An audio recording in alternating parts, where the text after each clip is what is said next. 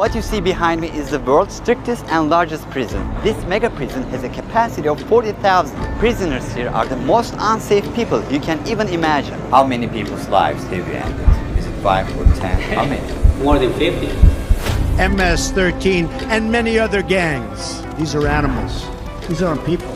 They're psychopaths, sociopaths, the kind of people we have here. We are about to see the worst of the worst. Welcome to CECOT, the world's largest prison by capacity in El Salvador, which was constructed to imprison the highest profile criminals. Those who enter this prison are destined never to leave alive. There's no way out. How are you gonna come out of this? The reason why this small country of 6 million needs the largest prison is the gangs. Once dominating the country, these gangs faced a dramatic crackdown starting in March 2022. Under President Nayib Bukele's administration, over 70,000 individuals, about 2% of the country's adult population, were arrested within just 16 months. Buses transported thousands of chained gang members to CECOT in a tightly coordinated nighttime operation. Sitting one behind the other, heads lowered, they looked like a single mass. Surrounded by armed guards, none of them dared to resist commands.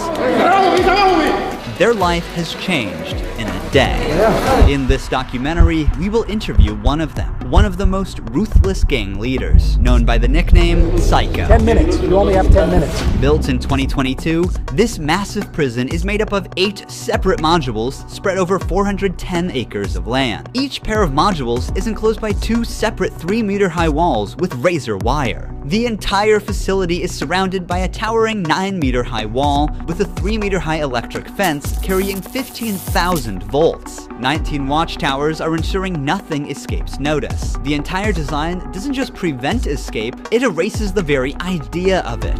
Hello. Hello, we have permission from the presidency.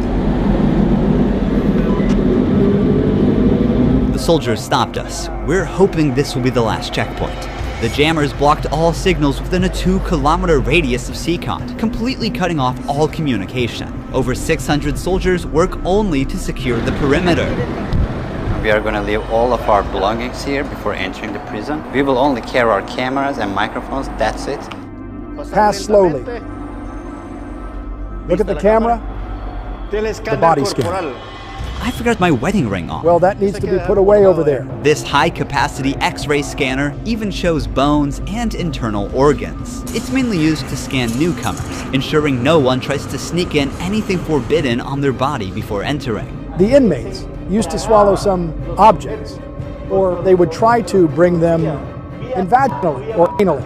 Micro SD memory cards, microchips, and not only that, even phone charges. Another thorough body search has been conducted. Take off your shoes. They even inspected inside our socks. It took us around 1 hour just to pass through security, even though we were invited as media after months of applying. Guards are wearing masks because they're doing a risky job here. So if they get identified, it might be riskier for them to go to town centers because these gangs, they have a lot of connections. So they have to keep their identity secret. Why don't you wear a mask?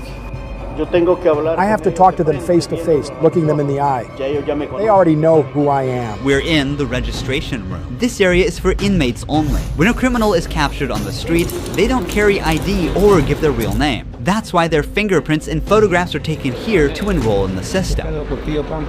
Once they become a permanent part of CECOT, the inmates lose all contact with loved ones for the rest of their lives, as family visits are strictly forbidden.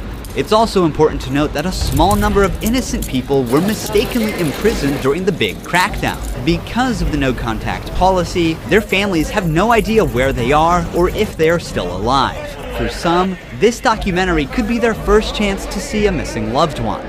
Before entering the modules where the inmates are, we visit the armory of the prison. This section is a must in case of possible riots, and these convicts are the most unsafe people on earth. The type of firearm we use is a T65 rifle, similar to the M16 rifle.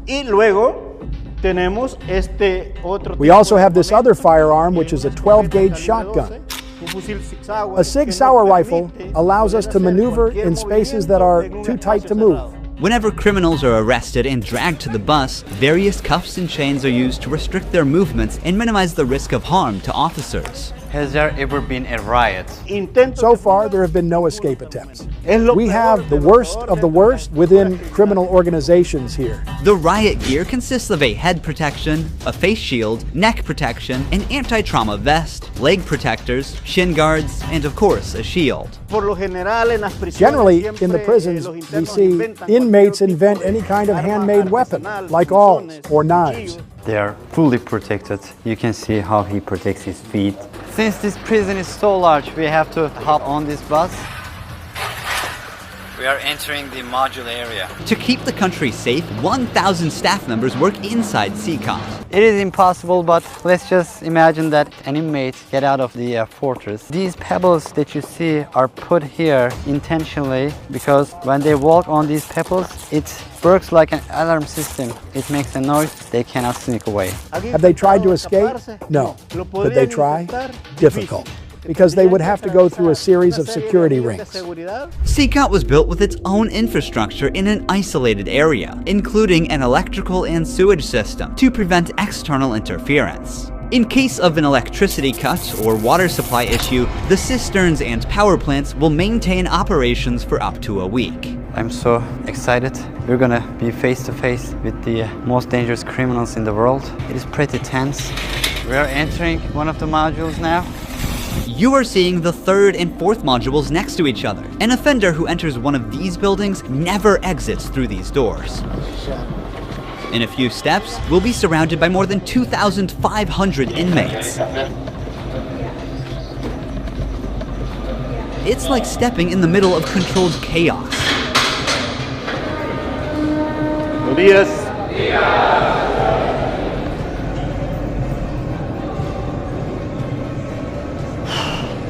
This is so intense. Their eyes are all on me, following my every step. Getting an eye contact with them. There are so many of them. I'm speechless. I can't help but feel unease. All of them wear white shirts, shorts, and slippers. They don't have any other belongings. Most are barely out of their early 20s and convicted of serious offenses. Even the most infamous criminals in history have an average of 20 to 30 proven victims. But here, some of the inmates are responsible for hundreds of innocent people's lives. Can I ask the inmates something? No. If you have any questions, I can answer them for you.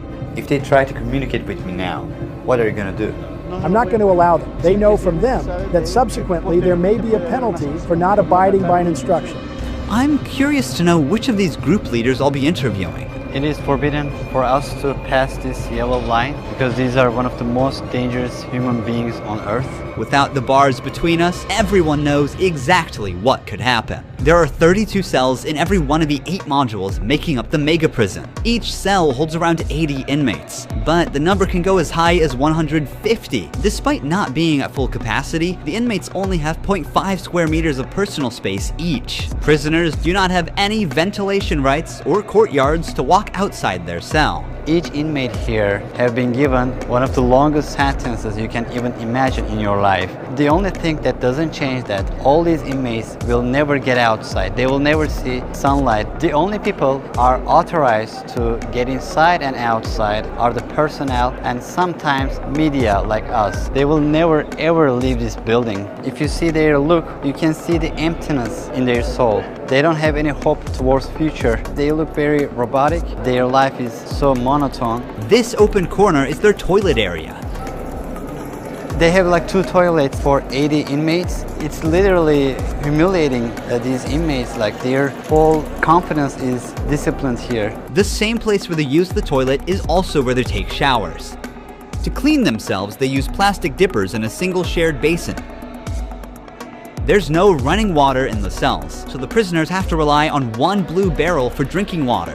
Where they sleep is these metal bunks. No pillow, no mattress. Each prisoner receives just the bare essentials: a white sheet, a uniform, socks, slippers, and a towel. That's it. The prisoners spend their entire days on their 4-level bunk beds. They have stacked tightly, like items stored in a warehouse. As part of hygiene and order, inmates are shaved every 2 weeks by personnel. Long hair or beards aren't just unhygienic, they can also hide sharp objects. Let's take a look. Take off your shirt and line up here. Now they are taking their shirts off. These inmates were once part of the MS-13 and Barrio 18 gangs, which controlled the neighborhoods of El Salvador. These two rival gangs spent years extorting money from locals and causing great suffering to Salvadorans. There is Barrio 18, MS-13 gangs, all together in one cell. That's right, just like that. The entire module is the same. They all live like this. Outside, entering each other's neighborhood could mean being torn apart. Yet here, they are side by side until their last breath. How do they live without attacking one another? They have to learn how to live together. Here, they are in a prison. They are not on the street. Most of the inmates have tattoos covering their entire bodies, even including their faces, showing their loyalty structure. For MS-13, tattoos often include initial letters or the number 13. Members of the other gang use symbols like 18 or 666, which add up to 18 and symbolize the devil, or they use Roman numerals. Having gang tattoos on one's face is a clear sign that they are one of the most ruthless and high-ranking members of the organization. Crossing paths with such a person on the street is the same as staring death in the face. A spiderweb tattoo represents being caught in the web of justice and serving a long prison sentence. The devil horns tattoo is a dark symbol that represents these individuals' worship of the devil. Some even claim that they carried out their actions under the devil's command. A teardrop tattoo signifies that the person has ended someone's life. The number of teardrops indicates how many lives they've taken. If there are 3 teardrops, it suggests that the tattoo's owner has taken so many lives that they've lost count. With the phrase "laugh now, cry later," these masks or clown tattoos send a clear message. Stay strong in the face of hardship now and deal with the consequences later. Are all these people truly bad? They're on another level, high-profile criminals who will never change their mentality. If you look at the upside, there's a catwalk area. Guards consistently watch over the inmates from this elevated spot above the cells. If anything suspicious occurs, they will intervene while an extensive network of cameras observes every corner 24/7, ensuring nothing goes unnoticed. The modules are kept lit all day and night for monitoring. When the sun goes down, the lights stay on all the time. They are constantly being observed. I think this is one of the hardest things. When they try to sleep, they use their towels and cover their eyes to block the light. Preacher here is teaching some of the important lessons from the Bible to the inmates. They're doing physical exercise over here. There's a trainer there. This is the only time these inmates get out of their cells. These activities take place for a total of 1 hour per week, under the watch of armed guards. For the rest of the time, they are locked inside. They used to control the streets. Now, they can't even take a step with their free will. It's a rotating schedule. There's not enough space, so they can't all go out on the same day. Has there ever been a chaotic incident when these inmates were outside of their cells? So far, nothing. Whenever we focus the camera on a cell, we often catch a prisoner silently mouthing words. Even behind bars, gang members attempt to send orders to the outside. This prisoner was doing just that, but we censored him to block the message. Despite the crackdown, these groups still hold significant power outside. Rumors suggest they have plans for taking revenge by targeting innocent people. But in response, the authorities threaten to impose even harsher measures on imprisoned members. If they do that, there won't even be one meal in prison. I swear to God they won't eat a grain of rice. Let's see how long their homeboys last inside. Here they get 3 meal times: breakfast, lunch, and dinner. Breakfast is usually beans and rice. For lunch, they get white rice and pasta. And dinner's pretty much the same. The only thing that changes is the drink. There's no nutritious food like chicken or meat. This is the lunch. It's rice, pasta, and 2 tortillas. Does the menu vary from day to day? No. Is it the same every day? It's always the same. It's for freshmen. Okay. It's a sugary drink. I'm going to taste it for myself. Inmates must eat with their hands and clean their plates before returning them. With a diet lacking in protein, many likely suffer from nutritional deficiencies. Before starting our interview with an inmate, I want to show you one more place that is even more extreme than what you've seen so far. Here we are in the isolation cell area. If inmates break a rule, they can be sent to these isolation cells according to the legislation. The law gives me the right to keep the prisoners in isolation for up to 15 days. These cells have sealed doors. Through this grid, I can see them and identify who's inside. We serve food here, and we also use this space to put handcuffs on them before opening the door to move them from here to their cell. Welcome to the isolation cell. If an inmate misbehaves, this is where he ends up. He won't know the time or how much longer he'll be kept inside. For days or even weeks, he sleeps on this concrete bed without ever leaving. They are cut off from the outside world, left alone with nothing but their thoughts. This is where they supply their water. There's a water basin here. They take their water here, and this is where they pee. The basin for drinking water and the toilets are located side by side. The toilet looks recently used and dirty, suggesting that this cell has recently been used. The only light they have is this little hole that barely lets the sun shine in. This openness is also the sole source of fresh air. What is the most challenging thing about isolation room according to you? Inside, you don't even see your hands. So when someone is isolated, it is necessary for them to have something, a book, anything, to keep their mind clear. But here, they don't have access to any of that. No matter how tough a criminal is, this kind of isolation breaks them. This is necessary for the type of offenders that we have here. People who once played God by deciding who would live and who wouldn't live deserve the worst punishment. We don't show them mercy. They can ask for forgiveness, and may God forgive them. But here, justice must be served for so many victims, and it's the least they deserve. Now we're going to interview the inmate known as Psycho. He has a 34-year criminal history and has spent the last 25 years as a high-ranking member of an organization. 10 minutes. You only have 10 minutes. 12 guards are barely enough to ensure the safety around this inmate. Remove the mask. What is your name? My name is Marvin Ernesto Medrano Vasquez. How old are you? I'm 41 years old. You don't look 41. You look younger, like 35. That's a good thing that you told me, because I feel old. Can I see your tattoos? MS-13. When did you join this crime organization? In 2004, I started my criminal record since I was 11 years old. How did you first become involved? When somebody is born with just a mom and the mom is working, you look for the streets. You look for somebody to help you out. I said, well, my mom's poor, I need some shoes, I need some clothes, and I started robbing. Then I need a father figure because I didn't grow up with my father. And then I looked the group of gangs. Then I did a side, and I came right here to El-salvador, trying to change my life, but I seen that there were more gangs right here, and I started doing the same thing I did upstate, and I got locked up. I've always been one of them persons that wanted to accomplish the things that they put in their mind, and I accomplished everything I had to do right here. But I'm right here. This is how the devil pays the people. Yeah. Is it true that to join this crime organization, you need to end someone's life? Yeah. But the first one must be one of your relatives, right? Yeah, because you got to gain territory for your gang. I lost my mom, my dad, my son, everything right here because of the gangs. When I could be with my family, hey, upstate, the United States, a better life. But, you know, we took wrong decisions, and this is the cause of this. That's why I tell the youth, hey, go to school, listen to your mom, listen to your dad. Don't live this life that we live right here. There's no way out. How many people's lives have you ended? Is it 5 or 10? How many? No, if you talk about what you used to do in the jails after, it probably get a few more than 50. You gotta do it sometimes. How did you become cold-blooded and merciless in time? I can't really respond with that question. How do you feel about not seeing your family forever since you're in CECOT? I feel bad because I seen my son the last time when he was 5 years old, and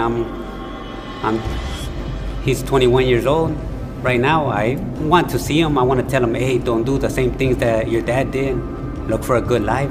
People who have fallen victim because of you will never see their loved ones again. You will also never see your family. How do you cope with emotions like missing someone? I feel bad. Sometimes, like I tell you, I lay down on my bed and I think a lot of things, and sometimes I cry. What is your motivation to stay alive here? To one day change my life and look for God in my life, and I tell God, hey, forgive me because I did some things. Okay. Finally, we see the sunlight. Honestly, CECOT is a place you will never wish to end up in, even as a visitor. But for the people who victimized Salvadorans, it is now their forever home. These criminals took the innocent people's right to live, and now they're paying for it. The Salvadorian government's message is clear. Crime is no longer tolerated and the punishment is severe. El Salvador once had the highest rate of lives lost due to widespread chaos. During its peak, 104 out of every 100,000 people lost their lives in a single year. Previous administrations agreed to a truce with these groups, but this couldn't bring lasting order. Although the current government's methods are controversial, by 2023, the number dramatically dropped to 2.4 per 100,000 people, placing El Salvador among the safest countries in the world for the first time. So far, the results are undeniable. Peace has returned to the neighborhoods. But what about those who were wrongfully imprisoned? Is it true justice or way to control chaos? Are we seeing a lasting solution or just a temporary fix? For now, the answer remains unclear and the world continues to watch. Thank you for watching this documentary. See you in the next one. Don't forget to subscribe. Ruhi Chenet was here.